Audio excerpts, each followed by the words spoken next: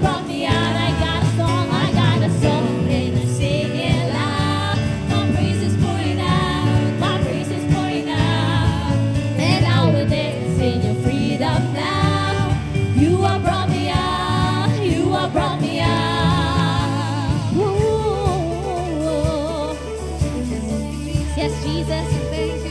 good. Come on.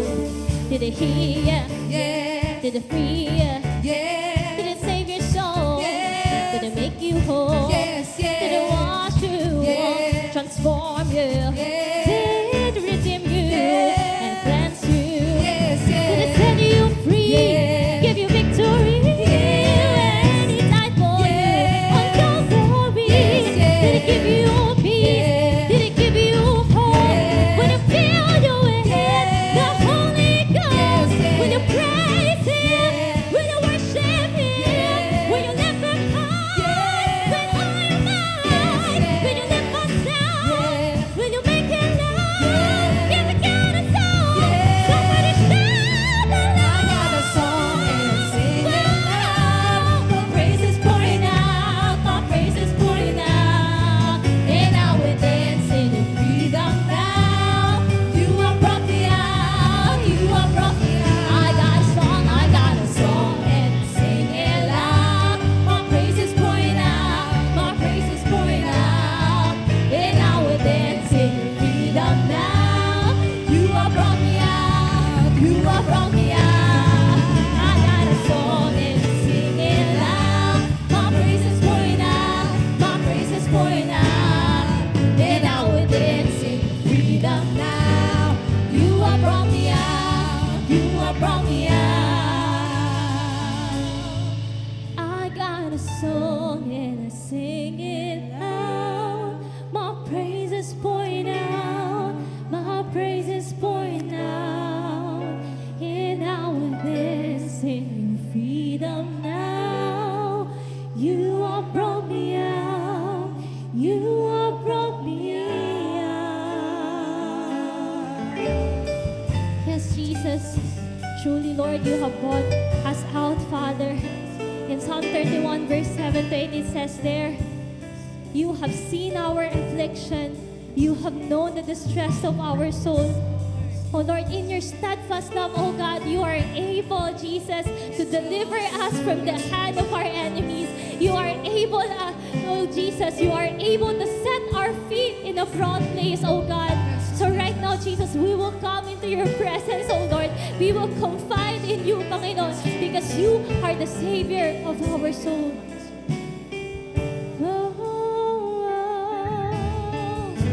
Savior of my soul, I confide in you, I confide in you through all my darkest moments. In you I find my peace, my comfort when I'm weak.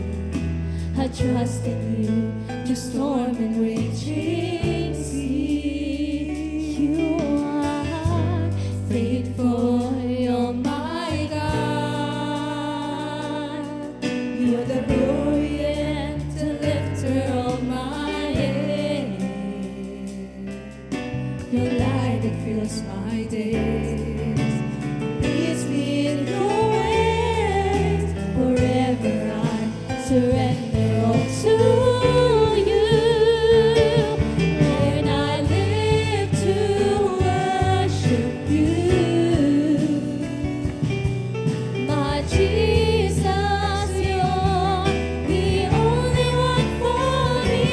Nobody will ever take your place, my precious Savior. Who can stand between my Lord and me? Lord, I live to honor you, and I long to bring my life an offering. Take me higher, yes, Jesus. Draw me deeper. I give all to be with you.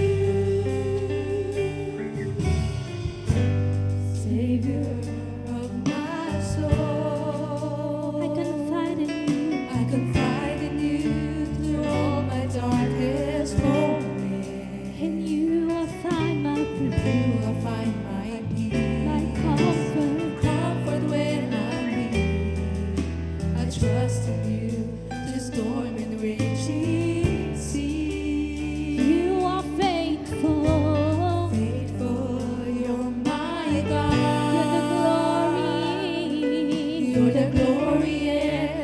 lifter of my head. Yes, Lord. Your light, it fills my days. It leads me in your ways. Forever I surrender all to you. Let us worship Him. And I live to worship you. My Jesus, you're the only one for me. Nothing will ever take your place, my precious Savior. Who can stand between my Lord and me? Lord, I live to honor you,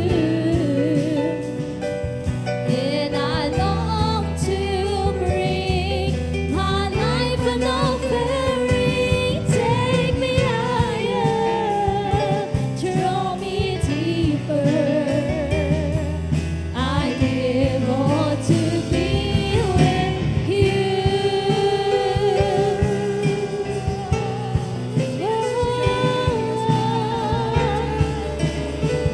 Yes, we worship you.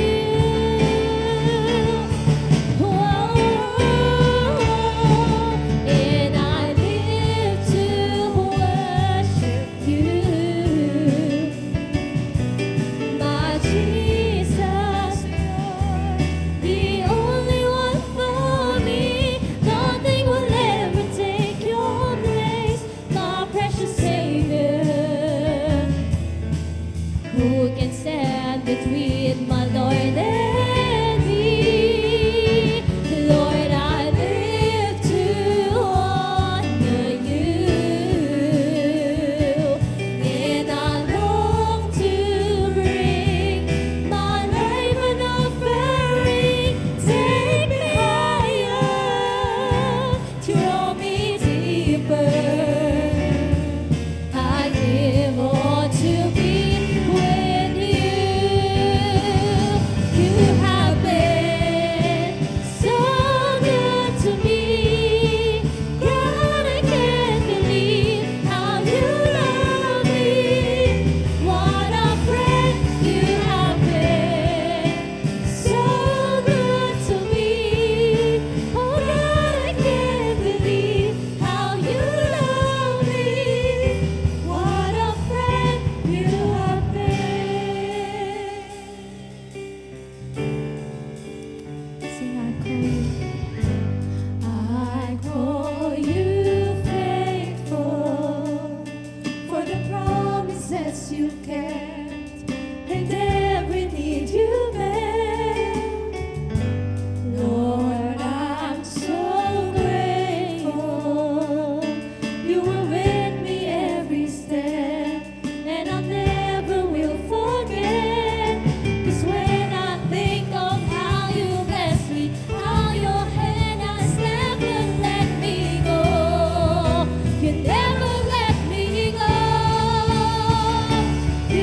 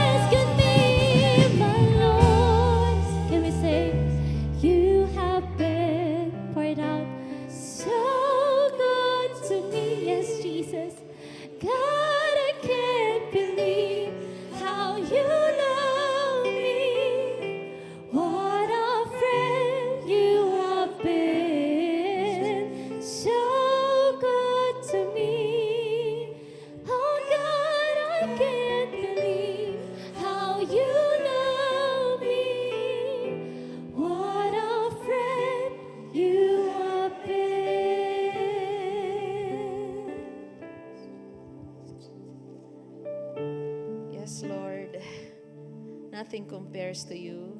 You are so good. Praise God. We are together once again in the house of the Lord. For our prayer passage, let us read Salmo 34 verses 1 to 14. Basahin po natin sa Ang Salita ng Diyos version. Sabi ni David sa verse 1, "Pupurihin ko ang Panginoon sa lahat ng oras. Ang aking bibig ay hindi titigil sa pagpupuri sa Kanya." Wow. You know, this psalm is a psalm na nagte-testify po siya at nag-i-encourage to do the same. Kapag tayo po ay dumaan sa mga sitwasyon na natatakot tayo at may mga matitindi tayong pangangailangan. Ang ganda po sa unang verse pa lang sabi niya, "Pupurihin ko ang Panginoon sa lahat ng oras. Ang aking bibig ay hindi titigil sa pagpupuri sa Kanya." Alam niyo itong awit na to, kung ako magbibigay ng title, bibigyan ko siya ng title na "Sa Lahat ng Panahon." Yan. May na-compose na ba kayo na awitin na "Sa Lahat ng Panahon" ang title? There's a lyrics like that, no? So ito, sabi ko, kung bibigyan ko, lalagyan ko ng title, lalagay ko "Sa Lahat ng Panahon." Kasi ang unang encouragement po sa atin ngayong umaga ay magpuri sa lahat ng panahon. Na kahit na ano po yung sitwasyon sa ating buhay, purihin natin ang Panginoon. Sabi niya, "I will bless the Lord at all times. His praise," sabi niya, "shall continually be on my lips. I will constantly speak His praises. I will praise the Lord at all times." So, sa lahat ng panahon, tayo po ay magpuri. Ituloy natin. Sabi niya, "Pagmamalaki ko ang gawa ng Panginoon. Maririnig ito ng mga api at sila'y magagalak. Halika kayo, ipahayag natin ang kadakilaan ng Panginoon at itaas natin ang Kanyang pangalan." David is encouraging everyone to do the same, na sa lahat ng panahon tayo po ay magpuri. Bakit? Kailan niya ba ito nasulat? Ito po ay nasulat niya sa mga panahon na tinutugis siya kahit saan siya magpunta ni King Saul para siya po ay patayin. At siya po ay pumunta. Alam niyo saan siya nagtago? Nagpunta siya sa bayan ng kalaban, mga Philistine. At bakit doon? Para hindi na siya habulin. Ngayon, nalaman naman ng kalaban na nandoon siya, takot sila kay David dahil sa mga past victories niya. So para hindi siya pauwiin at pabalikin sa sarili niyang bayan at hindi naman siya matugis doon, nagbaliw-baliwan dito si David. Isipin niyo po yun sa takot niya, na siya po ay mapatay, mahuli, nang wala po siyang masamang ginawa. Nagbaliw-baliwan siya, pero tingnan niyo yung sinabi niya, kahit sa mga panahon na yon, ang gagawin po niya ay pupurihin niya ang Panginoon. Praise God. Meron po ba tayong mga nakakabaliw na sitwasyon sa buhay? Nakakabaliw to. Hindi ko, or tingnan mo yung asawa mo, nakakabaliw ka. Iba naman yata yun. Pero merong matamis na pagsasabi nun, hindi yung nababaliw, parang nakakabaliw ka or parang nawawala ako sa isip ko pag nakikita kita. Yun, ibang tono po yun ng pananalita. Pero yung sabi mo, alam mo, I'm crazy for you or nababaliw ako sa iyo. That is an expression of love. Amen? Okay, pero balik tayo. Sa lahat ng panahon, tayo po ay magpuri sa Panginoon. See, He's encouraging us. Sabi niya, halika kayo. Ipahayag natin sa mga tao sa paligid niya. In verse 4, sabi niya, "Ako'y nanalangin sa Panginoon at ako'y Kanyang sinagot." Ano pong gawin natin para sagutin tayo ni Lord? Manalangin. Pangalawang gawin po natin, sa lahat ng panahon, masaya ka, may victory ka, may pagsubok ka, may kaba ka, may hindi ka maintindihan, may kinatatakutan ka, manalangin sa lahat ng panahon. Magpuri sa lahat ng panahon. Okay? Manalangin sa lahat ng panahon. At sabi niya, sinagot niya ako. Wala pong sasagutin si Lord kung hindi tayo mananalangin. You receive not because you ask not. Sabi ng Bible. Pero pag may hiniling tayo, may tatanggapin po tayo. And in verse 5, ang mga umaasa sa Kanya ay pinalaya niya ako sa lahat ng aking takot. In verse 4, Kaya tayong palayain ni Lord sa lahat ng ating takot. Ilan ang takot natin ngayon? 1, 2, 3? Napapaligiran tayo. Takot sa kinabukasan, takot sa nakaraan, takot sa mga parating pa ng pagsubok, parating sa na-bill. Nakita nyo na ba pag nakamotor na, nakabike na ang Meralco officer papunta sa bahay niyo, ay nasalubong ko na.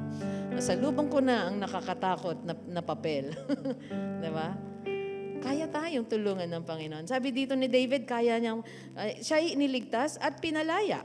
In verse 5, sabi niya, ang mga umaasa sa kanya ay nagniningning ang mga mata sa kaligayahan at walang bahid ng hiya sa kanilang mukha. Umasa. Alam niyo ang taong may pag-asa? Kahit ang mukha niya nakikita. Ano sabi dito? Nagniningning. Saan daw? Ang mga mata niya saan? Sa kaligayahan. Look at the person next to you. May pag-asa ba? Kung may pag-asa, pati ang mukha at ang mga matay, nagniningning. Ha? Yes. Diba? Yung taong may pag-asa, hindi mo makikitang lulugo-lugo. Alam niyo po yung lulugo-lugo. Okay? Yung nakatungo ang mukha at parang, wala na. No. Ano pa? Sabi niya, noong wala na akong pag-asa. Ito yung mga panahon, nahirapan si David, nakaranas mo. Yes, si Job nga na shinare nung Sunday, di ba, ni Brother Chris? Parang wala nang pag-asa yung sitwasyon niya. Pero lahat ng umaasa sa Panginoon ay hindi mapapahiya, kundi magniningning pati ang mukha. Amen. Sabi niya, ako'y kanyang pinakinggan. Ang mga anghel ng Panginoon. Asan na tayo? Verse 6, nung wala na ang pag-asa, tumawag ako sa Panginoon, ako'y kanyang pinakinggan at iniligtas sa lahat ng mga dinaranas kong kahirapan. Yes, may mga kahirapan. Yes, may mga pagsubok. Yes, may mga katatakutan tayo. Pero kaya tayong palayain at tulungan lahat doon ni Lord. And thank God. Tingnan niyo ang verse 7. Ang anghel ng Panginoon ay nagbabantay sa mga kanino? May takot sa Diyos at ipinagtatanggol niya sila. Angels are sent to minister to those who fear God, to those who trust in the Lord. Kaya, we have the Holy Spirit. We have God's angels. Praise God. Amen. Amen? Kaya nga sabi ko, itong chapter na to ng Psalm, super encouraging. Nakaka-encourage po. Verse 8, subukan ninyo at inyong makikita kung gaano kabuti ang Panginoon. Napakapalad ng taong naghahanap ng kaligtasan sa Kanya. Kayong mga hinirang ng Panginoon, matakot kayo sa Kanya dahil ang may takot sa Kanya ay hindi kukulangin sa lahat ng pangangailangan. Kahit mga leon ay kukulangin sa pagkain at magugutom, ngunit hindi kukulangin ng mabubuting bagay ang mga nagtitiwala sa Panginoon. Ano pong dapat pa nating gawin? Sa lahat ng panahon, magtiwala sa Diyos sa lahat ng panahon. Magpuri sa lahat ng panahon, manalangin sa lahat ng panahon, magtiwala sa lahat ng panahon, hindi kukulangin ang mga anak ng Diyos sa lahat ng panahon. Wow! Sa lahat ng panahon. Verse 11, lumapit kayo, kayong gustong matuto sa akin. Pakinggan ninyo ako at tuturuan ko kayo ng pagkatakot sa Panginoon. Kung nais ninyo ng masaya at mahabang buhay, sino po ang nais ng masaya at mahabang buhay? I like that. I want that. I want that for our seniors. I want that for our children, for our grandchildren. Amen? Kasi may mahabang buhay pero malungkot. Ayaw natin yon, right? Mahaba at masayang buhay. Ano daw ang gawin natin? Lumayo kayo sa masama. Yes, nagtitiwala tayo. Yes, nagpipray tayo. Yes, nasa Panginoon ang pananampalataya natin. Pero may dapat tayong gawin. Lumayo sa masama. Kasi ang mga taong, sabi niya, magpakasama na lang ako kasi masamang damo, matagal mamatay. Look at the Bible. It says, lumayo sa masama, may masaya at mahabang buhay. Alam niyo po, kung ang isang tao ay masama at humaba ang buhay niya, hayaan natin, binibigyan siya ni Lord ng pagkakataon na magsisi. Ganon kahaba din ang patience ni Lord. Kaya sige, palapakan natin from Lord. Pero, wag natin gagamitin ang kasabihan na yon para magpakasama at humaba ang buhay. Dahil marami po ang pinili ang kasamaan, meron silang untimely death. Ibig sabihin nun, hindi pa sana. Okay? Pero meron namang inalaw ni Lord na umuwi na sa kanya ng bata pa. And that is, sabi ng Bible, to protect them. Amen? At kung ano pa mang kadahilanan, ang alam natin, mabuti at tapat ang Panginoon. Lumayo kayo sa masama at gawin ninyong mabuti. Pagsikapan ninyong kamtin ng kapayapaan. No? Pagsikapan, alam niyo po ang kapayapaan, pinagsisikapan. Kapag ka nagtampo sa iyong asawa mo, pagsikapan mong maging mapayapa ulit kayo. Kung kinakailangan, ibili mo siya ng bagnet para mapangiti mo ulit, bilhan mo. Kasi pag sumikapan mo Amen po ba? Yung best friend mo, nagkatampuhan kayo. Kung kinakailangan, ibili mo siya ng frap na merong double shot at saka meron pang coffee jelly and spaghetti. Then, pagsikapan mong gawin para makamit ang kapayapaan. Amen po ba? Amen ba? Amen po? Di ba? Kung nagkatampuhan kayo ng nanay mo, ng tatay mo, yan, pagsikapan mo. Kung ano man, kailangan mong magpakumbaba at may gawin. Di ba? Bigyan mo ng isang sobre na ang laman ay 5,000. Mami, magpa-reband ka. Diba? Oh, peace offering. Peace tayo, ha? Wow, pinagsumikapan niya. Sige nga, magtampo ulit. Pinagsusumikapan. Amen po ba? Para hindi tayo stress at napapangiti natin ng isa't isa, then ano mangyayari? Sikreto ng mahabang buhay, lumalayo sa kasamaan. Ano pa? Gumawa tayo ng, piliin natin ang kabutihan. Gawin ang mabuti, kaya wag po tayong mapagod gumawa ng mabuti. Kahit na ikaw yung tagabigay mula noon sa isang kapatid mo, dahil kailangan niya ng tulong, then do it. Amen? Kung ikaw yung taga-unawa mula nung kinasal ka, sige, ikaw yung taga-unawa. Amen po ba? Ibig sabihin lang, wag mapagod sa paggawa ng mabuti. At ano daw po, pagsikapan ninyong gawin ang kapayapaan. Iniingatan ng Panginoon ang mga matuwid at pinakikinggan niya ang kanilang mga karaingan. Ngunit, kinakalaban ng Panginoon ang gumagawa ng masama. I think hanggang 14 lang yung pinaredy ko kay Brother Aldrin. Pero nandoon na po. Ano po yung mga sa habang panahon or sa lahat ng panahon na gawin natin? Magpuri, manalangin, magtiwala, okay, dahil mabuti ang Panginoon. Sa lahat ng panahon, hindi ko kulangin ang umaasa sa Diyos. At sa lahat ng panahon, tutulungan ka ng Lord. Ito pong maganda. And if you believe in the Lord Jesus Christ, sa lahat ng panahon, ikaw ay buhay. Amen. Wow. Whenever you are discouraged, i-bookmark nyo po yung Psalm 34. Go back to that. And you pray. And you praise the Lord. Amen po? Amen. I want you to lift your hands. Papurihan mo ang Panginoon sa lahat ng panahon. Ano man ang iyong pagsubok ngayon, ikaw ay masaya, ikaw ay tagumpay, papurihan mo. Thank you, God. Thank you, Lord, for all you've done. We will praise you at all times. We will constantly speak your praises. Lord, we will tell about your greatness. We will exalt your name. At all times, O God, sa lahat ng panahon ng aming buhay.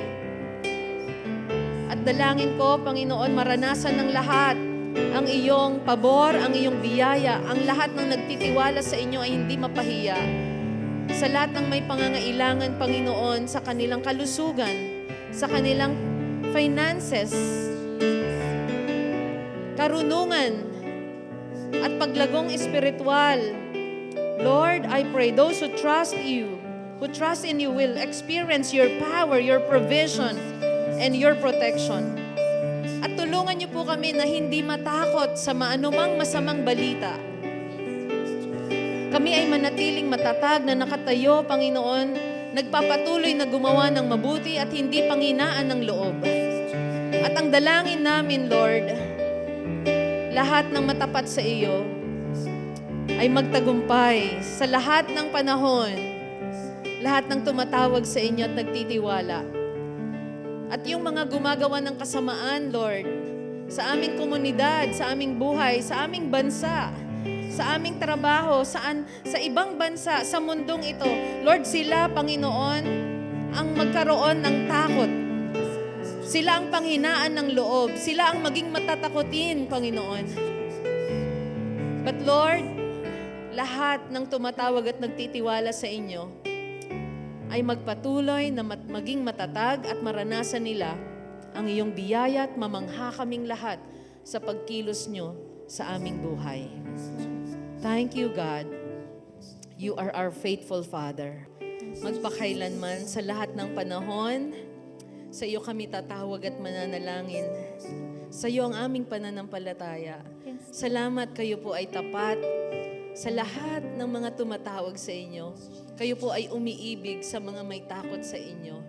Thank you for your grace and thank you for your power in our lives, dear Holy Spirit. In Jesus' name we pray. And everyone say, Amen. palapakan po natin ang Panginoon. God bless you. And here's Brother Rusty to encourage us to give to the Lord. Amen. Thank you, Pastor.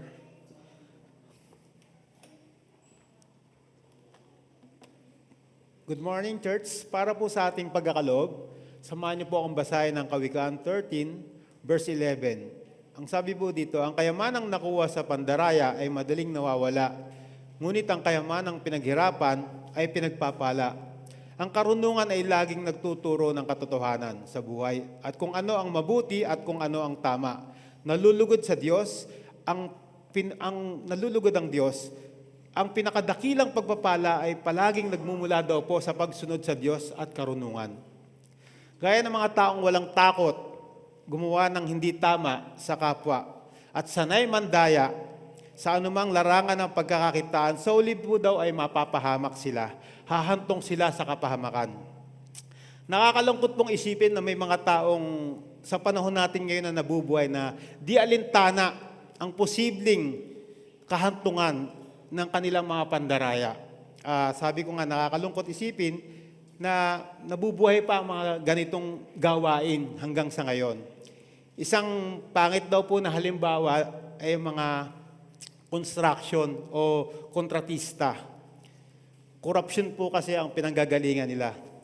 Gaya na lang po ng paggamit ng mga substandard na materials sa paggawa ng tulay o gusali. Para kang nagtanim daw po ng mine bomb o land mine or tawag dito time bomb. Kung kailan siya magti-trigger, hindi po natin alam. May mga nabalitaan po tayo sa panahon natin ngayon na may mga ganyan po at minsan naapektuhan daw po ang ating ekonomiya at kung minsan kumikitil pa ng buhay dahil po sa mga kalikuang gawa nila. At nakakalungkot isipin na may mga taong ganito pagdating sa larangan ng pagko-construction. So, nasa linya ko po kasi ito sa bilang isang workers ng church and at the same time, kontratista rin po. Napakadali po talaga, napakadaling dayain, napakadaling maging corrupt sa larangan ng construction. Kapag hindi naging masusi ang mga bagay o mga engineer na ikinakabit dito, nakakalungkot po na may mga buhay na madadamay. Kamakailan lang may bumaksak po na tulay ba to? Suspension bridge daw po. Pero ang nakalagay instead the cable, round bar yata na malaki lang. So, nakakalungkot dahil nagtatagumpay ang mga gano'n. Pero hindi po sila matagumpay. Marahil kumita sila ng malaking pera doon dahil tinipid nila yung proyekto. Pero naniniwala po ako na may kahahantungan ng mga taong ito. Hindi man dito sa lupa. Sa mata ng Panginoon, meron silang paglilitis. O sabi nga ni Pastor kanina, humaba man ang buhay nila, maglasman sila. May singil din po yun sa uli. At nakakalungkot na nangyayari po sa panahon ngayon. Hindi lang sa ating bansa, maging sa ibang bansa dahil sa kasakiman sa salapi. Kasakiman sa pera, walang tigil na pag-iimbot o walang tigil na paghahangad na yumaman sila sa mabilisang kaparaanan. Sabi nga sa binasa natin, yung mga nakuha daw po sa mabilis na kaparaanan, naglalaho din po daw na parang bula. So hindi rin lang may enjoy yun. Maraming may enjoy nila ng pansamantala, pero pagdating po ng araw, magagamit din nila, maaaring pampiyansa o maaaring pangkuha nila ng abogado para kung maihabla sila. Kasi may paglilitis po talaga. At hindi po tulog ang Panginoon para sa mga ganung tao. Apektado po rin kasi pagdating sa construction ang mga bagay na mga maling gawa nila. Ng mga iba lang naman, hindi naman lahat. May mga mabuti rin po na kagaya ko. Niniwala po ba kayo doon? Kasi bakit? Pinagpapala po kasi tayong lahat. At susuklian daw po ng Diyos ang mga kabutihang ginagawa natin. Sabi nga, yung mga nagtsatsaga sa trabaho nila, na nagsisikap, nagpapasensya, gumagawa ng tama, maniwala po kayo sa akin. Pagpapalain po kayo ng Panginoon. Hindi man sa ngayon. Sabi nga, nasa proseso po yan. At naniniwala po ako na may time na para sa atin na ibibigay ng Panginoon. At yung blessing na yon, kailanman daw po ay hindi mauubos. Dahil patuloy tayong pagpapalain ng Panginoon. At may mga reflection question nga daw po eh. Sa akin, tinanong ko rin sa sarili, paano ka kung nakukuha ang aking kayamanan? Inuuna ko ba ang integridad at mahirap na trabaho o naghahanap ba ako ng mga shortcut o hindi tapat na mga pakinabang? Pangalawa, ano ang aking mga pinahalagahan tungkol sa pera at kayamanan? Naaayon ba sila sa simulain ng kakawikaang ating binasa? Paano ko matuturuan ang pusong magpapahalaga sa integridad at katapatan sa lahat ng bahagi ng ating buhay? Lalo na pagdating sa pera. Simple lang po, kapag tayo gumawa ng masama, alam natin na may balik. Kapag tayo gumawa ng kabutihan, nagbigay ng tama, nagkaloob, patungkol, lalong-lalo na sa pagkakaloob natin sa church, may balik din po ito. So mamimili lang po tayo. Umani tayo ng kasamaan o umani tayo ng pagpapala ng Diyos na binigay sa atin na patuloy at patuloy tayong bibigyan maging sa ating saling lahi. Binasa kanina, paborito ko po kasi yon, yung mga leon, mauubusan doon ng pagkain, pero yung mga nagtatapat sa Panginoon, nakita ni David na wala pa siyang nakita na tumanda na hindi o nagkulang kasi naging tapat sila. Amen po ba yun? Gayahin na po natin yun, kasi sabi nga sa ating pagbibigay, may mga designated envelope tayo, no? Sa brown envelope, ito po yung binabalik natin yung ating nakuha. Hindi natin inutang, nakuha din sa church natin kung saan yung pondo po ng church natin, binabalik natin yung pera na binibigay natin sa brown envelope dahil alam natin na malaki-laki rin ang ginastos natin dito sa ating church. Umabot din po tayo ng 3.6 million, something lang po inabot natin. Nababalik natin po doon sa brown envelope na binibigay natin. Ang red envelope naman po, ito po yung ating tithes kung saan binabalik natin ang tama at tapat sa Panginoon kung ano yung mga inani natin. For example, yung 10% na kinita natin ng 5 milyon, di meron po 500,000 tayo maibibigay sa ating Panginoon. At yung white envelope naman po, ito yung mission natin, benevolence, kung saan ginagamit natin para maka-reach out tayo ng mga kalula na madala pa natin dito, hopefully na maging second service tayo kasi darating po yun, dahil ngayon punong-puno na po tayo. Oh. Darating po yun, magkakaroon second service. Dahil sa mga mission na yan, sa white envelope na binibigay natin, dyan po ay makakatulong tayo at makakadala tayo ng kaluluwa sa Panginoon. Ang blue envelope naman po, special project. Dito po yung pang-maintain ng church. Kung mapapansin nyo, nag-video po si Pastor, mayroong mga something na tumulo doon sa ating gutter. So yung downspout po, siyempre, nakadikit lang po yun, naaarawan, maaring natanggal. So may maintain po natin yon. Yung ilaw na nasa likod, nabawasan yung puti ko.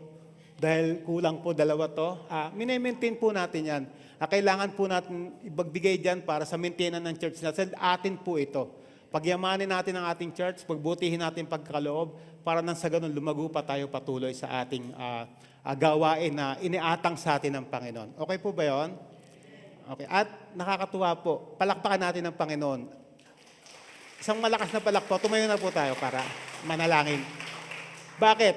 Dahil patuloy daw po ang increasing ng ating pagbibigay. Palakpakan nyo rin ating sarili dahil patuloy kayo nagtatapat. Binalita po ng ating pastor na ang taas ng giving natin sa pledge. Naniniwala ako na ibabalik sa inyo ng Panginoon. At nakakatuwa po na isipin na tayo'y patuloy na nagtatapat. Hindi po kawalan ang magtapat sa Panginoon. Bagkus tayo po ay patuloy na pagpapalain ng Panginoon. Amen po ba? Sige po tayo manalangin. Panginoon, kami po'y lumalapit sa inyo, Lord, na Muli, turuan mo ang aming puso na maging tapat, Panginoon. Turuan mo kami maging matyaga, Panginoon, kung ano man ang aming trabaho ngayon. Kami man ay may kumpanya, Panginoon, may pinapasukan, Panginoon. Tulungan mo kaming maging tapat, Panginoon, sa aming mga ginagawa sa buhay. Huwag mong hayaang magmadali kami sa pagyaman, Panginoon, dahil naniniwala kami, Panginoon, ang bawat isa, Panginoon, na pagpapalain mo ang bawat isa, Panginoon, na nagtatapat sa iyo, Panginoon, ay bibigyan mo ng masaganang buhay, Panginoon, at patuloy mo kaming pagpapalain. Lord, dinadalangin ko rin, Panginoon, anuman ang aming mga kabuhayan, Panginoon, dinadalangin ko na patuloy mo kaming pagpalain. Ikaw ang manguna, Panginoon, sa bawat isa, Panginoon. Maliit man o malaking trabaho o negosyo, Panginoon, patuloy mo silang pagpalain. Lord, hipuin mo ang aming puso na maging matapat sa iyo, Panginoon, na kung saan ibabalik namin ang tama, Panginoon, upang sa ganon, ito ang susi, Panginoon, ng aming tagumpay at pagpapala na ikaw lamang ang magbibigay na hindi kayang ubusin ng mundong ito, Panginoon. Salamat muli, Panginoon. Tinataas ko ang iyong pangalan. Ito ang aming dalangin. In Jesus' name we pray. Amen.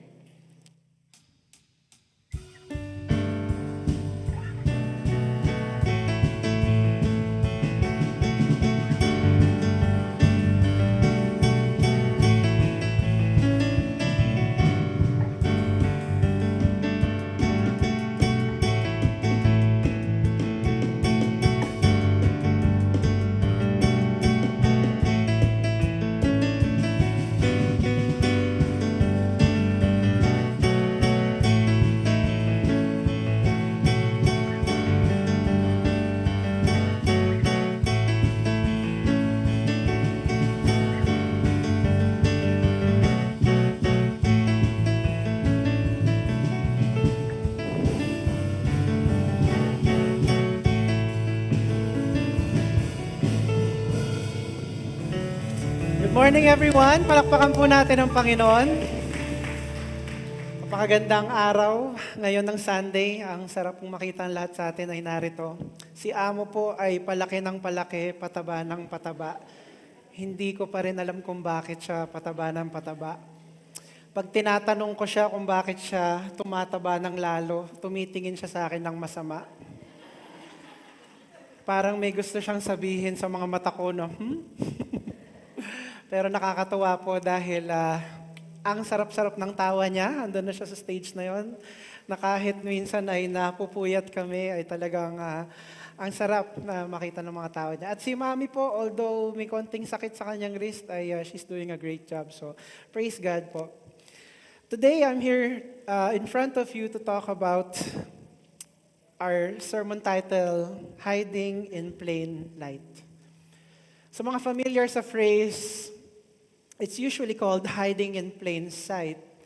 But today I want to show you how sometimes tayo po ay we are hiding in plain light. I mean, there is light, but somehow we are hiding from it. And na-expose tayo minsan sa liwanag ng light. Minsan, pauwi po ako galing trabaho, nakamotor. Diyan ako dumadaan sa Meliano, pauwi na ako. Nakita ko may isang truck ng basura. Punong-puno na yung truck ng basura at pauwi na siguro siya. Nakita ko may isang nakasabit doon na basurero sa may likod ng truck ng basura. Ang sarap ng sabit niya, kala mo jeep. Tapos meron siyang hawak na soft drinks na naka-plastic. Mountain Dew pa nga yata yun. Ang sarap ng sabit niya at inom niya. Parang sarap ng buhay nito. Ganun ako. Tapos bigla na lang nakita ko na ubos niya yung soft drinks. Tinapon niya yung plastic sa kalsada, sabi ko. Hindi ako nakakilos ng 5 segundo, nag-go-go na, hindi ako makapaniwala. Akalain mong nakasabit ka na nga sa napakalaking basurahan. Hindi mo pa tinapon doon sa sinasabitan mo. Minsan po may mga ganong klase ng tao, no? You are already in front of the solution and you choose inaction. Sometimes you're supposed to be helping, but you're actually destroying. Sometimes you're supposed to choose the light, but we often choose the dark. And the message that I have for you this morning is, stop hiding in plain light. Kung si Jesus ang light, bakit po may ibang nasa darkness pa rin? Ano ba yung meron sa darkness na nag-o-offer na nga si Jesus ng kanyang light. Hindi pa rin nila ma-embrace. And one important question we have this morning is, are we really in the light? Or are we hiding in plain light? Let's read our passage for today, John chapter 8, verse 12 to 20. When Jesus spoke again to the people, he said, I am the light of the world. Whoever follows me will never walk in darkness, but will have the light of life. The Pharisees challenged him, here you are appearing as your own witness. Your testimony is not valid. Jesus answered, even if I testify on my own behalf, my testimony is valid, for I know where I came from and where I am going. But you have no idea where I come from or where I am going. You judge by human standards. I pass judgment on no one. But if I do judge, my decisions are true, because I am not alone. I stand with the Father who sent me. In your own law, it is written that the testimony of two witnesses is true. I am one who testifies for myself. My other witness is the Father who sent me. Then they asked him, where is your Father? You do not know me or my Father, Jesus replied. If you knew me, you would know my Father also. He spoke these words while teaching in the temple courts near the place where the offerings were put, yet no one seized him because his hour had not yet come. Let's bow our heads and pray. Dear God, we pray, Father, that you open our eyes to the truth, to the revelation of your word. Father, allow us, Lord, to not be distracted by the worries, Lord, by the questions we have, Lord, by these past few weeks. Lord, just allow us to immerse in your love, Lord, this morning with the presence of our brothers and sisters. Allow us, Father, to get your message, the very message that you want to tell us this morning. In Jesus' name we pray. Everybody said? Amen. Backtrack po tayo ng konti. Ano po yung diniscuss ni Pastora sa kanyang sermon last week? Remember? It was the woman caught in adultery. So naalala natin, di ba? Dinala, habang nagpipreach si Jesus, dinala itong babaeng to, ininterrupt si Jesus sa gitna ng preaching niya, dinala ng Pharisees yung babae sa harap niya, at sinabi, Jesus, nahuli namin, red-handed, nahuli namin, nangangalon niya. At sabi nga ni Pastora, talagang it was for a trap, sabi ng Bible, kasi wala doon yung lalaki, yung babae lang ang dinala. And so, after na masabi ni Jesus na whoever does not sin, cast the first stone, umalis na sila starting with the oldest at nawala na yung mga accusers ng babae at sabi ni Jesus sa babae, go and sin no more. Yun yung kwento natin, no? And our number one point for today, why should we embrace Jesus as the light, is because the light frees us from darkness. Did the woman approach Jesus? Did the woman approach Jesus? Paano siya napunta sa presensya ni Jesus? Siya ay hinatak. She was brought to Jesus. Nahuli siya, mga kapatid. Nahuli siya. Tayo mga kapatid, baka may mga kakilala kayo, no? Na kapag merong ginagawang kasalanan at nahuhuli, anong una nilang ginagawa? Nagsasorry ba sila? Naninisi, no? Ikaw kasi, kung hindi dahil sa'yo, hindi ako mahuhuli. Ayan kasi yung sitwasyon. Dito kasi nagsakto-sakto, ayan tuloy, nahuli ako. Pero, ang sinasabi dito baka naman kailangan nating itigil yung paninisi sa iba pag nahuhuli. At kailangan nating makita na yon ay direksyon ng Panginoon.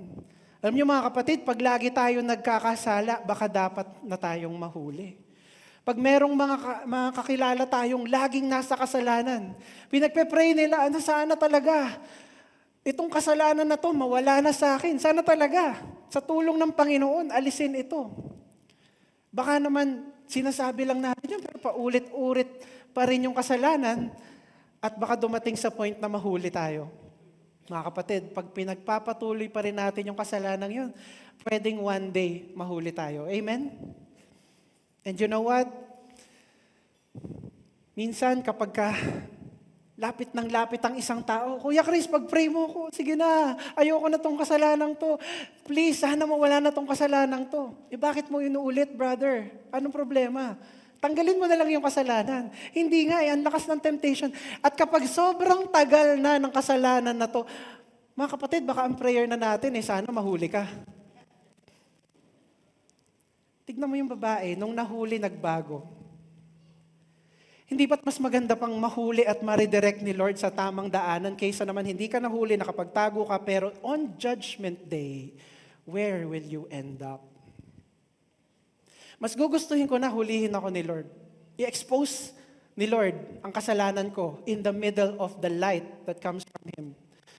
As long as tayo ay maligtas. Ngayon mga kapatid, hindi ibig sabihin na hintayin ko na lang mahuli ako. Gagawa na lang ako ng gagawa ng kasalanan. Baka naman mahuli.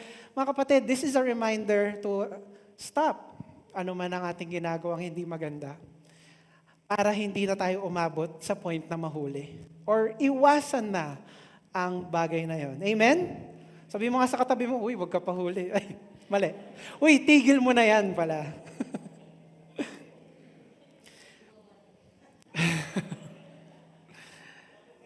You know what? May mag-asawa dito. After service po. Okay. So, the woman was rejected. Amen?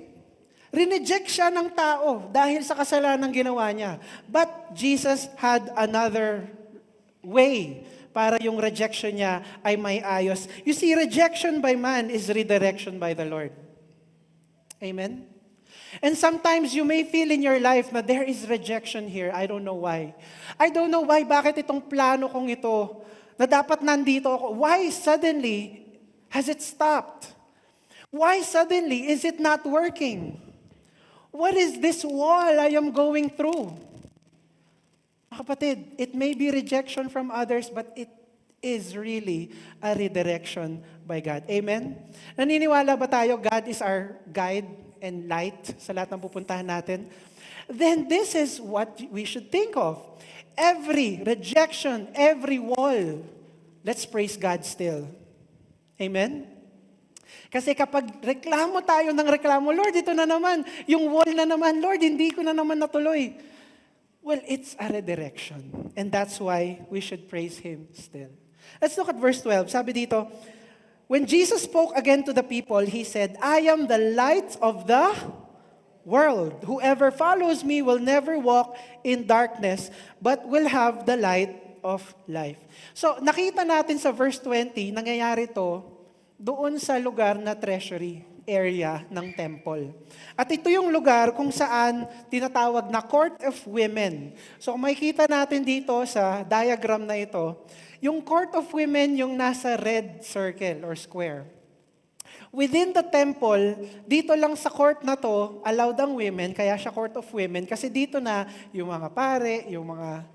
So, dito nangyayari na nagsisermon si Jesus.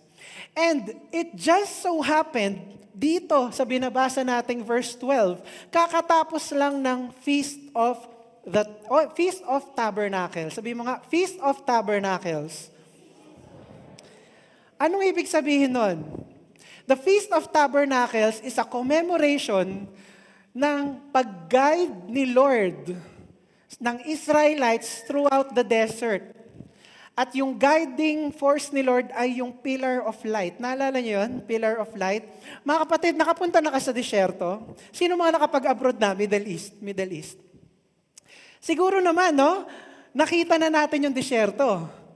Yung lakbayin na yun, talagang nothing. At kapag gabi, it's totally dark. Kahit nga pag pumunta ka sa probinsya, nasa gitna ka ng bukid, walang mga light posts. It's totally dark. At kaya kailangan talaga ng Israelites yung pillar of light na yun. At sa Feast of Tabernacles, yun ang sineselebrate. Ang ginagawa nila is a week-long celebration, 1 week, at meron silang mga offerings na linalagay doon, mga collection boxes, at merong 4 na malaking cauldron. Pakita natin yung image. Ito yung itsura ng isang cauldron, napakatangkad.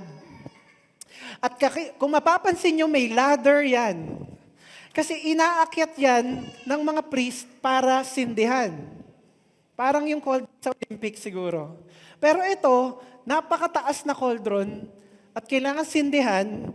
At sa gabi lang ito sinisindihan. Kasi sa umaga, wala naman, di ba? Kasi may araw eh. So sa gabi, pag nasindihan po yan, kitang-kita yan kahit sa malayo. Kitang-kita mo na sa gitna ng temple, sa loob ng temple, pag nasa labas ka, na merong feast na nangyayari doon because of the cauldron. Linalagyan po yan ng oil at kailangan na, syempre, akyatin para gawin yon. And it just so happened that Jesus is talking about Him as the light of the world right after the Feast of the Tabernacle, the Feast of Tabernacle. You see, the Feast of Tabernacle, it represents yung guiding light ni Lord, pillar of light sa disyerto. Tapos nung natapos na, itong time na to tapos na. Nung natapos na, sabi ni Jesus, I am the light of the world. This thing is history. This thing has happened and will never happen again. Yes, nag-guide si God in 40 years sa Israel, but it has ended. I am actually right here, the light of the world. I am living and I am for you, for us. You see, the difference is, Jesus is 24/7 our light. Yung cauldron na yun pinapatay sa umaga. But Jesus is always there for us. Si Jesus, you don't need to climb any ladder or use any tool.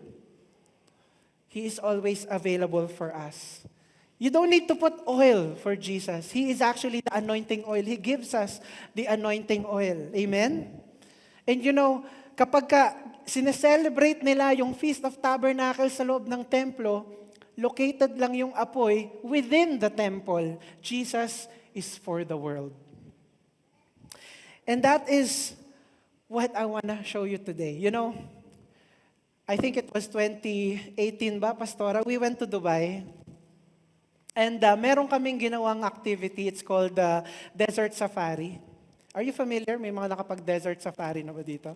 So sasakay ka ng isang 4x4, minsan Land Cruiser, at dadaan ka sa mga sand dunes. Nagawa nyo na ba yung sa Ilocos, yung sand dunes sa Ilocos? Isa lang yun, no? Pababang ganun. Ako parang ayaw umandar nung akin, eh. Ayaw, kuya, hindi matulak yung sa akin. Tapos nung natulak na, mas mabilis daw ako, ang galing ko daw. Kasi hindi daw nila alam bakit ang bilis ko. Well, pero sa Dubai Desert Safari, ang dami nun. Is, I don't know, 15-30 minutes. Pag ganon, kala mo, rorolyo na kayo, pero hindi. Ang galing ni driver mag-handle. And right after nung Desert Safari, dinala kami sa isang lugar kung saan magdi-dinner na kami, nabot kaming hapon ng gabi. And again, I was telling you about the desert. The desert is dark at night. Walang lights. And here's an image to show you. Napaka-dark ng paligid. Actually, kitang-kita mo nga yung stars. Tapos sa gitna, kita mo, papunta ka pa lang sa restaurant, may nag-aapoy doon na parang tent. May parang action, doon. Parang may kaganapan. So, pumunta kami doon, kumain kami doon, and there's some people na nagbubuga ng apoy, ganun, for entertainment. But what you have to see is that it's all dark. And then sa gitna, yung restaurant, meron siyang light. And that's why, kapag sinabi ni Jesus na He is the light of the world, you can imagine this darkness all around. And people, family members natin, friends natin, they are immersed in the darkness if they don't have the light. And that's why one message we have this morning is, let's invite them to the light. Amen? Darkness can only exist when there is no light. You know, I told you, diba, this was during the Feast of the Tabernacles, Feast of Tabernacles. And the Feast of Tabernacles was for 1 whole week. You know, minsan kasi, kaya kailangan sabihin ni Jesus yon na I am the light of the world. Kasi this feast was only for a week. Then after nung feast na yon, kanya-kanya na sila. Nagkakasala na sila. And this is a reminder for us na we have to be Christians with the light 24/7. Not just during a celebration. Mag-Holy Week na, mga kapatid, no? And during Holy Week, marami nagsasabi, kailangan ko na magbago.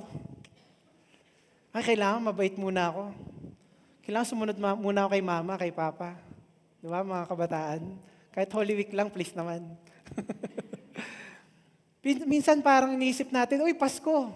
Kaya minsan, although, we know that Christmas is all about Jesus, but shouldn't our life be all about Jesus, right? But during this time, minsan doon tayo nagkakaroon ng Lord, sige, lalapit ako sa'yo. Yung Holy Week, yung Christmas, yung mga ganyang events. But really, the reminder here is, huwag na natin hintayin na mag-Holy Week, na mag-Christmas. Kasi Kuya Chris, ang busy ko eh. Yung Holy Week, walang pasok, doon lang ako nakaka-service. Well, lahat po tayo busy. Pero lahat tayo, we can prioritize. Amen? Prioritize. That's all it is. It's just being able to prioritize. Let's not make Jesus wait. Amen? Kailan kaya itong anak ko, habi niya Holy Week susunod siya eh. We're making Jesus wait. Is that good? Do we want Jesus to wait? Mga kapatid, the longer you make Jesus wait, the weight of your problems grow bigger. And that's why it's better na lagi tayong nakakonect sa ating Panginoon. Amen? Sabi mo nga sa katabi mo, laging connect. It's so timely, mga kapatid, na dinidiscuss ni Jesus about being the light after ng Feast of Tabernacle and yung babae na nahuli na supposedly nasa darkness. Ang pinapakita ni Jesus dito, yes, meron tayong commemoration, Feast of Tabernacles, but that's really not what we should think about. We should think about what happened to this woman na nahuli. She was in the dark. Now she is in the light. And sabay na sabay pa. Ang galing, no? Kaya nga, minsan parang iniisip natin, Lord, ang perfect nung timing. Minsan iniisip natin, nahuli ako. Baka perfect yung timing na yon. Na nahuli tayo, or meron tayong wall na nasalubong, o may rejection tayo. Maybe it's a perfect timing para dun sa tamang redirection for us to be an example. Amen? I want to show you, the verse talks about, anong sabi sa verse? Babalikan ko lang saglit, verse 12. I am the light of the world, sabi ni Jesus. Sabi niya, I am. Is that familiar? I am. Familiar, no? Kailan natin unang narinig yung I am na yan? Wasn't it in the Old Testament? Sinong kausap nung sinabing I am? It was Moses. Yes.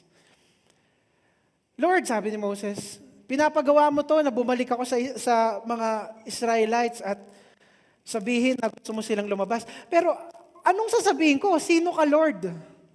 Ano ang pangalan mo, Lord, na sasabihin ko sa kanila? Sabi ni God, I am who I am. Tell them, I am sent you, sabi. Now, we are jumping to the New Testament kung nasan si Jesus ay nasa book ng John. Alam niyo ba ang John merong 7 I am statements? Actually, the New Testament has 7 I am statements. And all the I am statements na meron si Jesus, sinagot niya yung I am ni God ng Old Testament. At the same time, all the I am statements answer to every essential need na meron ang tao. Amen? Let me show you. Lord, I am neglected and I feel useless. Sabi ni Lord, I am the true vine and my Father is the gardener. Remain in me, skip tayo, as I also remain in you. No branch can bear fruit by itself. It must remain in the vine. Neither can you bear fruit unless you remain in me. Sometimes we say, Lord, I am lost and don't know which way to go. Well, Jesus says, I am the way, the truth, and the life. No one comes to the Father except through me. Thank you, Kuya. Sometimes we say, Lord, I am afraid of death and what lies beyond. Nasabi nyo na yan, di ba? But Jesus tells us, I am the resurrection and the life. The one who believes in me will live even though they die.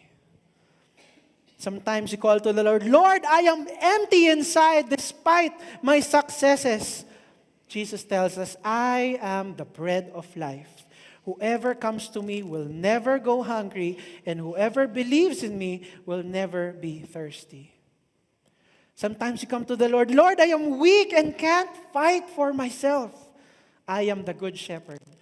The good shepherd lays down his life for the sheep. Ang ganda pakinggan, no?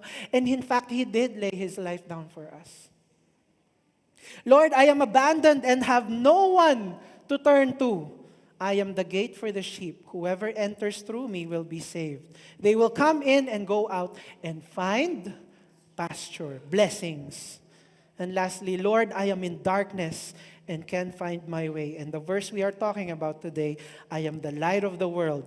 Whoever follows me will never walk in darkness, but will have the light of life. Palakpakan natin ang Panginoon. 7 amazing promises to fulfill every question humankind has. There's not one question you can ask the Lord na wala siyang sagot. Search the wisdom of the world. It will point you to so many ways. But God tells you, whatever it is na pinagdadaanan mo, and I don't know kung anong pinagdadaanan mo ngayong kapatid. You came here, you probably said, mag-church lang saglit. Then magla-lunch na kami ng family. But maybe God is talking to you this morning. Maybe there is something going on. Maybe there is a question that you have for Jesus, and you don't have the answer yet. God answers us through His promises. Amen? You know, Jesus says, the light. The light. Did He say a light? What's the difference? The light tsaka a light. When you say the, you see, kapag ka sinabi mong, Englishero ka kunwari, you know, that is the car of pastor. Pag sinabing that is the car of the pastor, yun yung nag-iisang car sa buong mundo. Yun yung nag-iisang car ng pastora. When you say that is your cell phone, that is your wallet, the wallet. When you say that, it's specific. And Jesus says He is the light. Alam niyo kung sino nagsasabing He is a light? Satan will tell you Jesus is a light. Satan will tell us to change the into a. Satan is telling us na, yes, He is the light. He is one of the lights. Merong ibang mga light. Gets nyo? Satan will try to confuse us. Satan will say, light naman yan si Jesus. You know? Pag-asa naman talaga yan. Pero pag-asa din, nagalingan mo at maging successful ka at yumaman ka. Pag-asa din yun. And you see, Satan will not say, Jesus is not the light. Satan will say, yes, Jesus is the light, pero meron ding ibang lights. Just in case wala kang oras dito, makita mo, may mga options pa. You see, Satan will try to give us options. That's exactly what he did kila Adan at Eva. Amen? They gave them options. Kainin mo na yan. Kasama na yan. Pwede na yan kainin. Yun ang problema. Sometimes we have too many options. Kaya nga sabi nila, yung mga mayayaman daw, mas hirap daw. Not saying all. Pero mas hirap daw mayayaman kasi ang daming pera. Pwedeng Sunday, gusto nila mag-Boracay o pwedeng magpasyal sila. But, we're saying here is that talagang let's look at the light. Yung nag-iisang light. Amen? You know, sasabihin ng iba, alam mo, ako okay na ako eh. Pagka naging successful na ako, magbibigay na lang ako sa mahihirap, tapos mamahalin ko na yung pamilya ko, okay na yun. Hindi ko na kailangan sobrang magpakabanal-banal. Hindi ko na kailangan sobrang magpaka-spiritual. You see, there's another option. Satan gave them the option na yun maaari yung pwedeng purpose na i-fulfill natin. And yun ay mali. Hindi yun ang magliligtas sa kanila. Amen? You know, liliwanag ang buhay natin kay Jesus. And sometimes there's promotion, there's success, pero pag kay Jesus tayo lumapit, sigurado yung pagliwanag ng buhay natin. Amen? I remember nung nakatira pa kami sa ngayong bahay ni Cyrene, dun sa Australia, meron kaming napakalakas na ilaw sa kusina. I think it was 15 watts. Naranasan nyo na may 15? Ang lakas nun, no? Talagang pagbukas mo, wow, good morning. Talaga nga naman, yung ilaw pumapasok sa katawan mo sa sobrang lakas. At talagang kitang-kita ako lahat ng chinachap ko sa kitchen, lahat ng niluluto ko. And then one day, napundi yung ilaw. So ngayon, naghanap kami ng spare. Saan ba yung mga spare? May nakita akong spare. Sabi ko, late na ito ah. Sige, try natin. Linagay ko, halos ilaw lang ng cellphone. Napakahina, parang 3 watts lang ata or 5 watts, hindi ko maalala. Napakahina. And hindi masanay yung mata ko. Kasi alam ko na pag nasa kitchen ako, ito yung lakas ng ilaw, nakikita ko lahat. Pero ang hina-hina ng ilaw, hindi ako masanay, hindi ako makontento. That preaches, right? That preaches to us.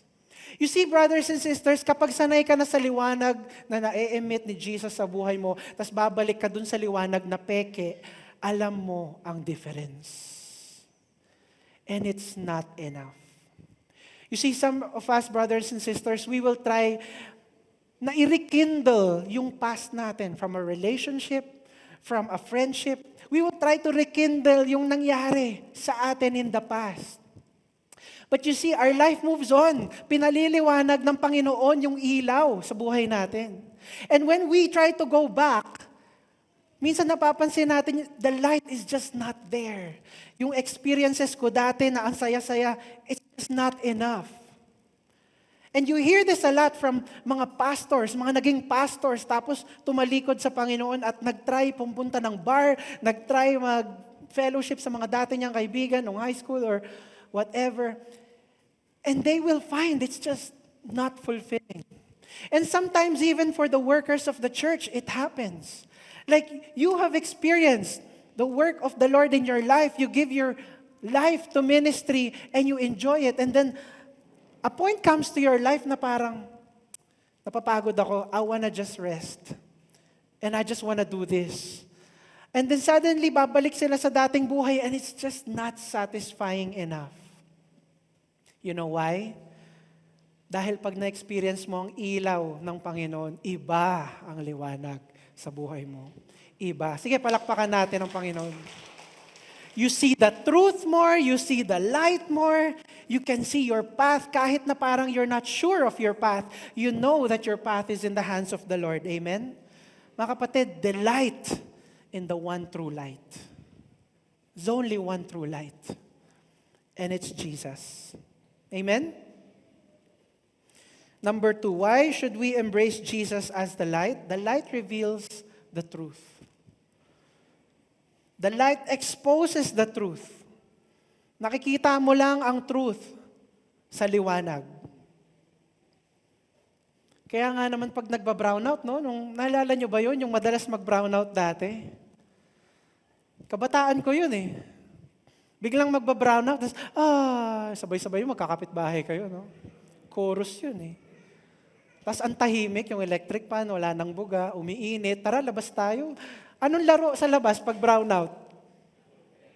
Tago-taguan, di ba? Nalala ko na, nagtago-taguan kami, tapos nagkailaw. Tapos nag-uwian na kami. Yung pala, yung taya, naghahanap pa rin. Ilang oras na. Sumilip ako sa balkon na, uy, uwian na! Uwi ka na rin. Kawawa naman siya, di siya nakakain. Pero, when there's no light, mahirap.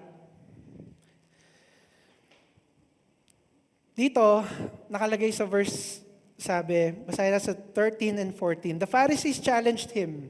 Here you are, appearing as your own witness. Your testimony is not valid. Hindi naniniwala ang mga Pharisees sa testimony ni Jesus. And parang ano lang yun eh, parang pupunta ka sa doktor, Doc, pwede ba kayong makausap? Iho, ano nangyari? Doc, kasi, paggabi, masakit ulo ko eh. Di wag ka pumunta ng gabi. Yung mga ganun no? Pero pupunta ka, Doc, masakit po yung ulo ko kasi. Masakit ulo mo? O sige. Nagpupuyat ka ba? Opo, Doc eh. Uminom ka ba ng tubig? Di masyado, Doc eh. Kumakain ka ba ng tama? Baka puro ka naman fast food. Oo nga, kanina lang galing lang akong McDo. Baka naman stress cuts, di ka nagpapahinga. Oo nga po sobrang stressful sa trabaho. Okay, ganito gawin mo. Huwag kang kumain ng unhealthy, ayusin mo yung kain mo. Huwag kang magpupuyat, uminom ka ng maraming tubig, at magpahinga ka pag stress ka. Ikaw ba naman sasagutin mo sa doktor here you are, your testimony is not valid. Sasabihin mo ba yun sa doktor? You see, Jesus knows who He is. And that's why He can say who He is. Katulad na lang ng example natin, we cannot say that to the doctor. The doctor knows. Ang sabi pa nga sa 14, even if I testify on my own behalf, Jesus answered, my testimony is valid for I know where I came from and where I am going, but you have no idea where I come from or where I am going. Alam ni Jesus yung past niya at yung future niya. Yung doktor, nakausap natin, alam niya yung past niya, nag-aral siya, graduate siya, nakapag-practice siya ng maayos, at alam niya yung goal niya ay pagalingin ka. Alam niya yung mga gamot, alam niya yung mga paraan. See, that's the thing. Si Jesus, alam niya kung sino siya. Pero yung mga Pharisees, hindi nila maintindihan. Ang galing lang dito sa verse 14, ang sabi doon, I know where I came from. History, right? I know where I'm going. Prophecy, right? You know, isang nakakatakot mga magulang and sa mga kabataan din, you will experience a lot of atheistic principles in university. I don't know kung na-experience mo na sometimes it's from the professor, sometimes it's from the subject, it's from your classmates. Mga taong sasabihin, hindi naman nangyari yan tao lang nagsulat ng Bible Di naman totoo yan kasi dati nga, ito. At magbibigay sila ng false testimony kung ano talaga ang Bible. Sadly, sinusubo yun lahat ng students. They feel that dahil nasa university sila, yun ang tunay na knowledge. At yung kinalakihan nila sa church ay hindi. You see, delikado kapag ang isang bata ay hindi rooted sa Word of God. Dahil madali silang maturuan ng mali. University, sa schools, and it's the sad state.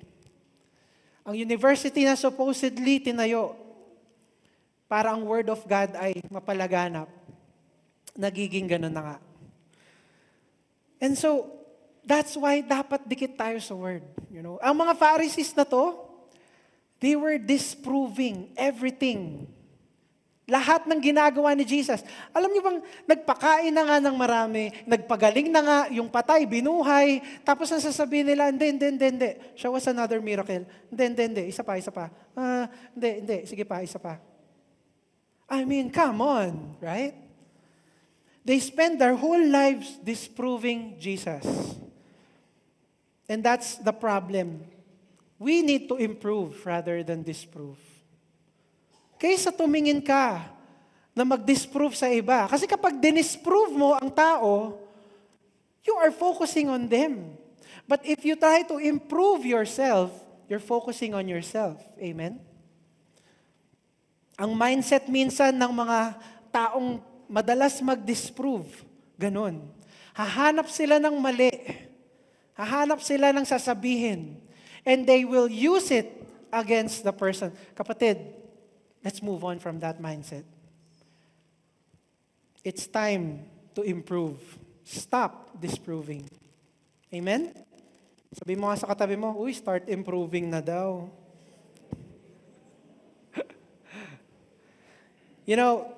Ang mahirap kasi sa isang taong nagdi-disprove na naghahanap ng mali, hirap silang mag-apologize pag mali sila.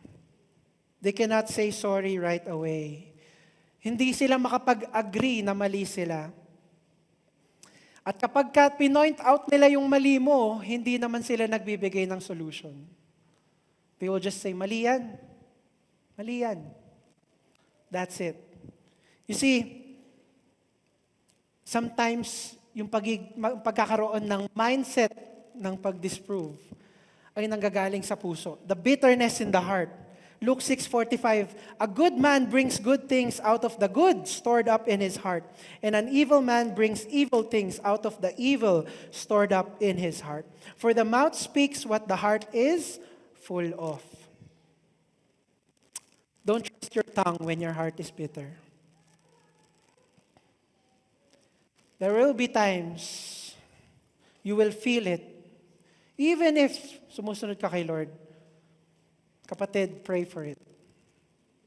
Pray na yung heart natin mabago. And do not trust whatever comes out of your tongue. Amen? You know, naniniwala ba kayo na minsan minsan. Naniniwala ba kayo minsan yung non-Christians ang mas mabait kaysa sa Christians? Hindi. Bait ang Christian. Christ nga eh. Christian. Lalo na solid ground. Solid yung ground namin. Solid. Mga kapatid, totoo yun. Sometimes we Christians are even, talo tayo ng non-Christians sometimes. Sometimes pupunta lang tayo sa pila, tapos tinitignan natin yung kahera, isang mali mo lang. At pag ako na-delay dito sa pilang tong haba-haba, ayan, uminit na kagad ulo natin. Yung chicken na nabigay, may isang spot lang na walang balat. Anong nangyari? Bakit yung fries ko ganyang kaliliit? Atin, dami naman yelo nito, di ba? Tapos pag konti yelo, yung konti naman ng yelo. You know, we need to show the world na Christians tayo. Minsan kapag nasa labas ka, pag hahabilo ka sa mundo, sa school mo, or sa work mo, o kaya kahit sa kalsada. Sinong guilty? Kalsada. Aray ko, sa kalsada, nananagasa po ako eh. Alam nyo, lalo yan sa kalsadang yan. Alam ko yan dahil araw-araw pinagdadaanan ko yan. And talaga nga naman, kahit akong Kristiyano, gusto ko talagang, alam mo, mag-skid ako, tapos yung likod ko, isasampal ko sa dun sa rider na naningit. Minsan may ganun kang pakiramdam eh. At impulse yun eh, bigla-bigla yun eh. Doon tayo mag-iingat sa bigla. Biglang pakiramdam. Yung pagka-Kristiyano mo, anong sasabihin mo? Parang, nandilim paningin ko eh. Nandilim paningin. Darkness yun ah. I am the light of the world. Nasaan na yun? Wala na, nandilim paningin. Christian tayo, Christian ah. Dapat hindi nandidilim ang ating paningin. Amen? Sabi mo nga sa katabi mo, oy, mandilim yung paningin mo nga. Bawal mandilim yung paningin, kawa. Christian nga eh. I am the light nga eh. You see, ganun na nangyayari sa atin minsan eh, no? Talagang kailangan natin maging mabait. Christians tayo. We carry Christ. Alam niyo ba ilang beses na akong nabunggo sa kalsada? Sinasabi ko na lang para mapalitan yung motor. Ilang beses na ako nabunggo. Hindi naman talagang masisira, pero bunggo. Pero ganun talaga eh, nagkakabungguan eh. Itong Pilipinas na to, bump car yung sitwasyon natin dito eh. Minsan magpapaurong, bubungguin. Hindi, urong lang, urong. Anong punong urong lang? Ginagasgas yung kotse. Eh, ganun. Kaya kailangan mapatunayan natin Christian tayo. Kahit na parang, alam niyo yung mga sumisingit dito, tapos nagka-counterflow, yun talaga eh, no? Parang ano ba itong mga to? Parang gusto mo iusog ng ganun para masagasaan ng oncoming traffic. Alam ko kasi, andun na ako eh. Ito na yung pinaka-line eh. Wala nang pwede dun eh. Tapos may isang tao dito, ay, basta. Tapos siya pa yung gaganunin ka pa dahil may dadaan. You see, iinit talaga minsan ang ulo natin. And that's why kailangan we have to look out sa ating ugali. Sabi doon, but you have no idea where I come from or where I am going. So, ibig sabihin, sinasabi ni Jesus sa mga Pharisees, hindi nyo alam kung saan ako nanggaling or saan ako papunta. Pero wait lang, Pharisees sila, di ba? Di ba Pharisees sila? Ano ang nag-iisang trabaho ng Pharisee? Yung nag-iisa. Kung gagawa ka ng slogan sa lahat ng Pharisees, ano yung trabaho nila? Mag-aral ng salita. So, you're telling me, kahit na bata ka pa nag-aaral ng Word of God, at alam mo supposedly yung prophecies at yung history, you're telling me hindi mo pa rin alam kung saan galing si Jesus at kung saan papunta. Eh yung mga pagano nga numagay, alam nila. So, sometimes, wala yun sa idea. Kasi sabi dito, you have no idea, di ba? Sabi dun sa verse, you have no idea. But sometimes it's not because of the idea. Sometimes people don't accept an idea because they have an agenda. It's not how great your idea is. It's just how they have their own selfish agenda. Yung idea mo pwedeng maganda. Pwedeng panalo. Pwedeng yan ang aayos sa buhay nyo at sa buhay ng kumpanya mo at sa buhay ng grupo mo sa school at kung ano-ano pa. Pero kapag may envy, kapag may politicking or politics, at kapag may mga taong gusto ka bumagsak, well, yun na. May personal agenda. Mga kapatid, mag-e-election na. Amen? Kailan ang election? May. Lapit na. Ready na ba? Ready na? Hindi. Straight ba kayo? Straight? Mga kapatid, do not look. When you vote for the person, do not look at the idea. Ideas, ang dali-dali isulat. Look at the agenda. What is their agenda? Meron ba silang personal agenda sa kanilang pagtakbo? What is their history? What does it look like?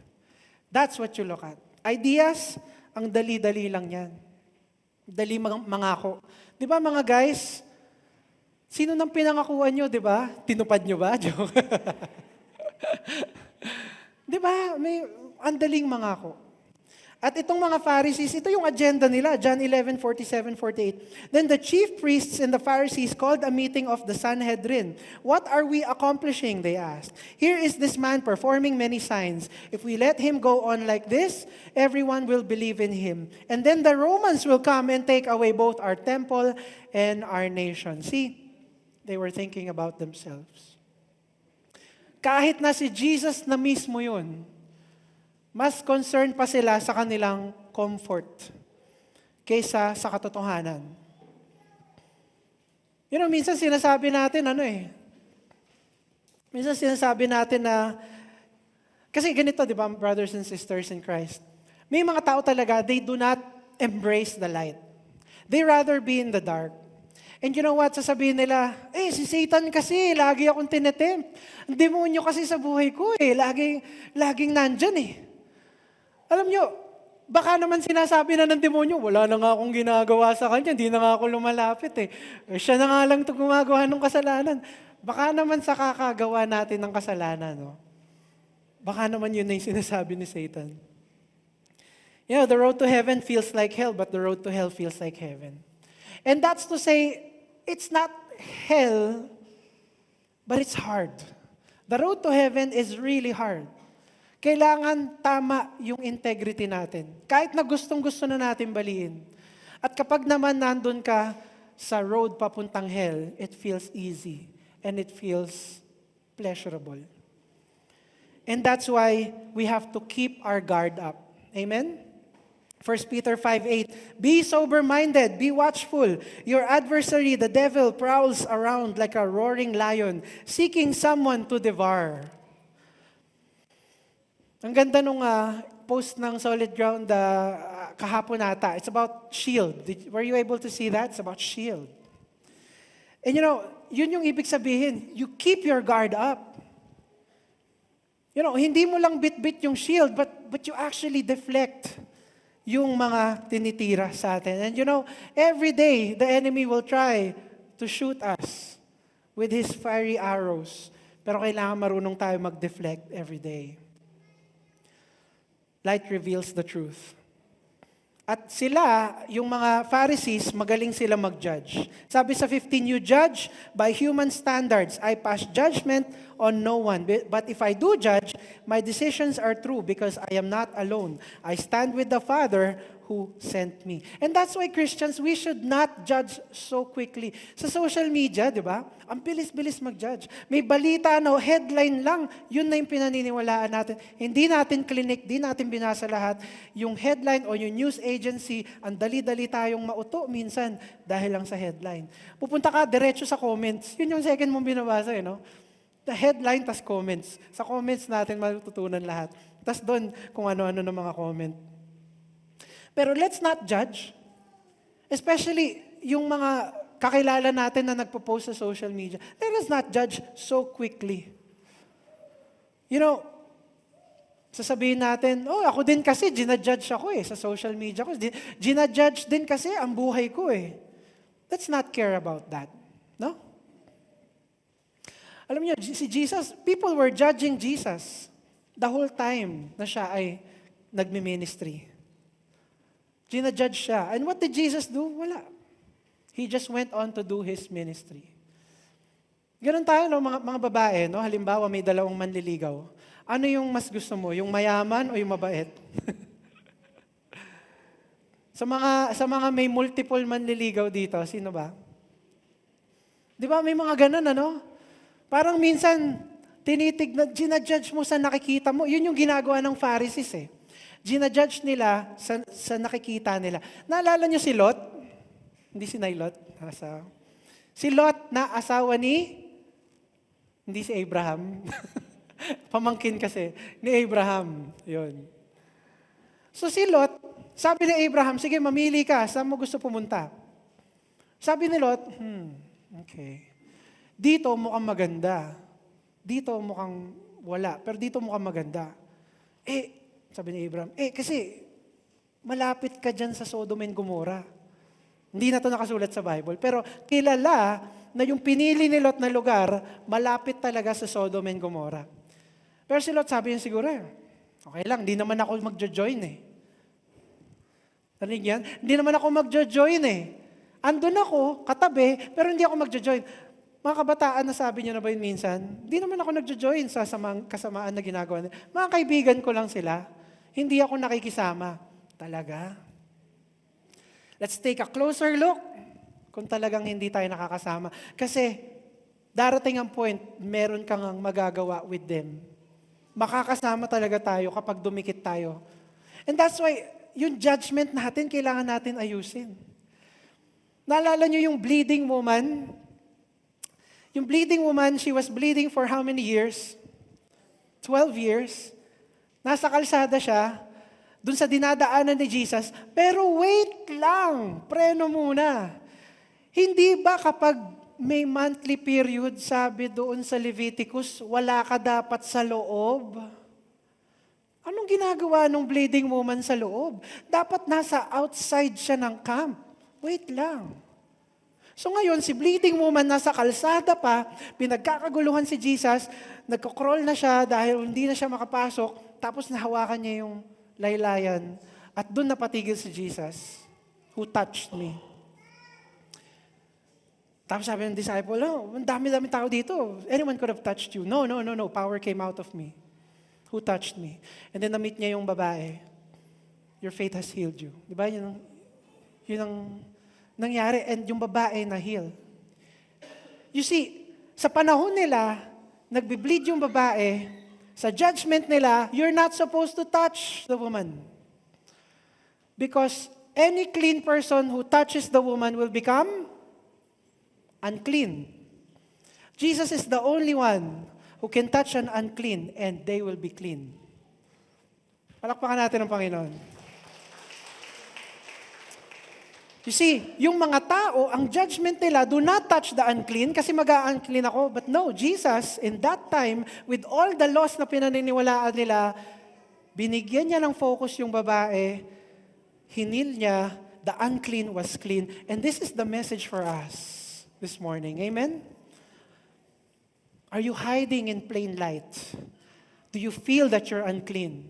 Well, this is the morning that Jesus is telling you, I can clean you up. I can fix it. Ilapit mo lang sa akin. Kung kailangan mong gapangin para lang makaabot sa akin, I can clean you. Amen? And Jesus did it to the lepers. Ang mga lepers, madumi din. He did it to the dead. Patay, bawal hawakan yan. He did it to the demon-possessed.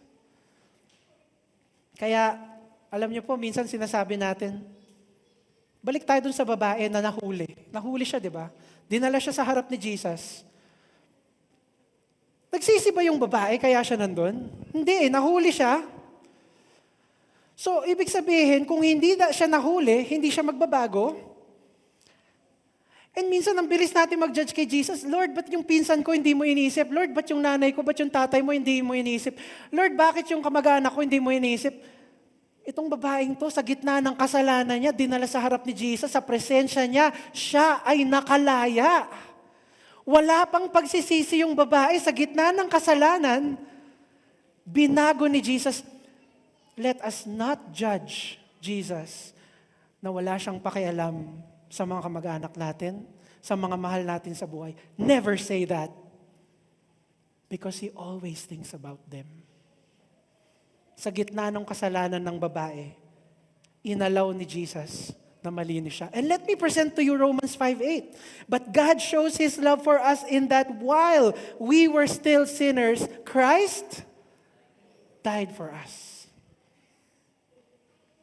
Habang nandun ka sa gitna ng kasalanan mo in the past, 2,000 years ago, Jesus already did for you what He was supposed to do para ngayon, meron ka ng pangako ng salvation. Isn't that amazing?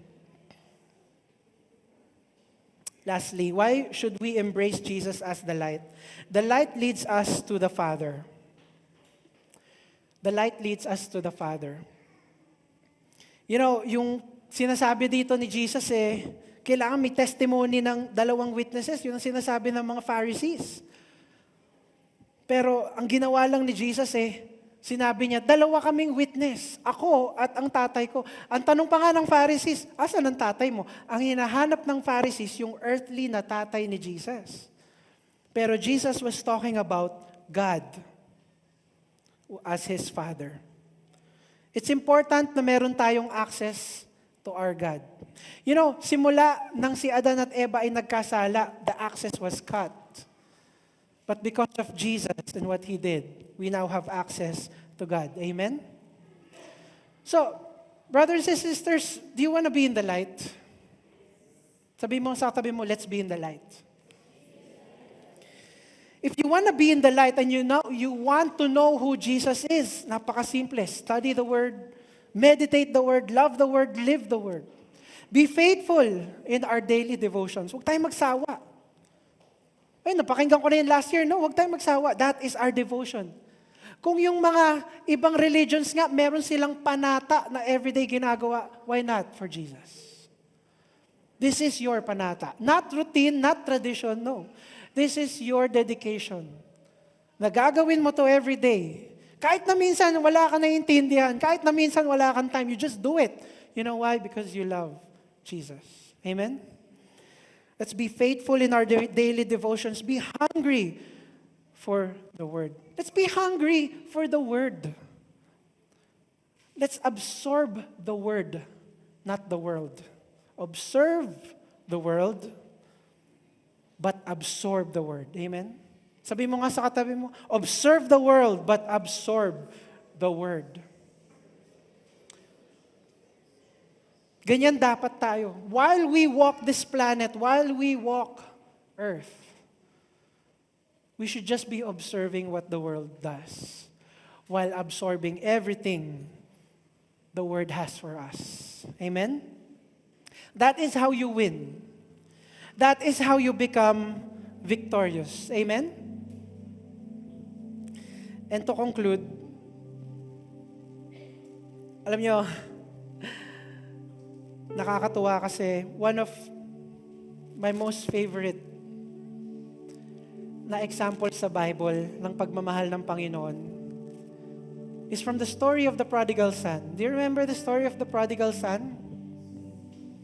Oo, nagkasala yung bata. Oo, hiningi niya 1/3 ng yaman ng tatay at tumakbo siya. Yung tatay, hindi ba siya... Na-imagine ko yung tatay Kahit anong yaman niya mayaman sila Kahit anong yaman niya, malamang nasa labas siya ng bahay pero patingin-tingin siya dun sa distant land kung saan pwede manggaling pabalik yung anak. Maring lalabas siya isang araw tapos magwawalis, papakain ng mga... Pero yung ulo niya pabalik ng pabalik kasi baka isang araw. Baka nga akala niya, anak niya napaganon pa siya pero stranger lang pala. And you know why I know na ganun ang ugali ng tatay? Let's read that verse sa Luke 15:20. And he rose and came to his father, but while he was still a long way off, his father saw him and felt compassion and ran and embraced him and kissed him. This is the reason why I love this verse and this story. It's because it makes me emotional to think na whenever nagkakasala ako sa Panginoon, iisipin ko lang pabalik ako and He's there. Maliit pa lang ako sa paningin niya, He's there. Tandaan natin, brothers and sisters, hindi pa ako ang dahilan kung bakit siya nasa cross. Pag-ibig niya sa atin ang dahilan kung bakit siya nasa cross. Paco was just, naglalakad nga siya sa tubig Alam niyo nung nasa Israel kami ni Pastora, si Jesus kinulong sa isang kulungan na napakataas ng ceiling, pero sa taas ng ceiling may butas. Kasi supposedly, ang normal na tao, hindi naman makakalipad sa butas. Hindi niya yun matatalon para lumabas ng butas. But Jesus even walks on water. Jesus does miracles. He created the world with God. Amen? Ano na lang ba yung lumipad siya? Whoops, hindi niyo ako nahuli. Lulusot lang ako sa butas. And we were there in Israel in that very room. And the pastor was explaining to us that the love of Jesus was so strong that He would not, even though meron siyang paraan, He would not escape. Because He loves us. Amen? Amen. And so the question today is, are we still hiding in plain light? Na alam mo na nasa light ka, alam mong nasa Sunday service ka, family mo alam na nasa light ka. Everyone in your life knows that you're in the light, but there is hiding. Why is there hiding? We need to be exposed to the light fully. Amen? Huwag na tayo magtago. Let's not be included in the darkness. Because Jesus loves us so much. Amen? Mayo po tayo. And let's sing to the Lord. Lord, I live to worship you. My Jesus, you're the only one for me. Nothing will ever take your place, my precious Savior. Who can stand between my Lord and me? Lord, I live to honor you, and I long to bring my life an offering. Take me higher, draw me deeper. I live on to be with you. Let's all pray. Let's bow our heads and pray. Father, that is the song of our hearts this morning. Let us live to worship, Lord.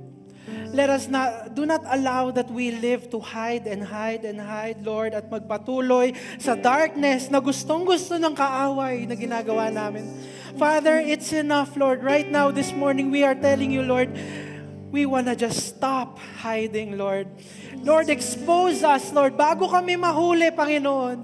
Bago kami dalhin ng mga accusers namin sa harap at mapahiya sa lahat. Father, mas magandang mapahiya sa harap ninyo, Panginoon. Para sa inyo lamang kami, Lord, ang nagsusurrender. Father, if there's anything, Lord, that we were hiding, forgive us, Lord. We are so very sorry, Father. It doesn't mean we do not love you. We were tempted and now we just want to make it right, Father. We ask, Lord, that you forgive us, Jesus. Allow us to be Christians na nagpapakita sa mundo yung pagiging Kristiyano namin, Lord. Lord, na talagang lumalabas sa heart namin ay yung kagandahan, Lord, ng inyong salita. Yung pag-ibig, Lord. Do not allow, Lord God, na sa isang impulse lang lumabas ang kung anumang darkness. Father, allow us to be real Christians, Jesus. Do not make us keep on hiding. It's so stressful to hide, Lord. It's so hard to hide, Panginoon. It's not really us. And Father, we raise our hands this morning. Father, touch us from the tip of our hands to the toes of our feet and clean us one more time, Jesus. And Father, accept our surrender, accept our repentance, Panginoon. Allow us, Lord, yung potential namin as Christians to come out into the light. In fact, allow us to be light ourselves, Lord. We thank you, Father, and continue being the light in our lives as we be the light to others, Lord. Thank you, Jesus. This we pray in Jesus' mighty name. Amen and amen. Palakpakan po natin ang Panginoon. Thank you for attending. God bless your small groups.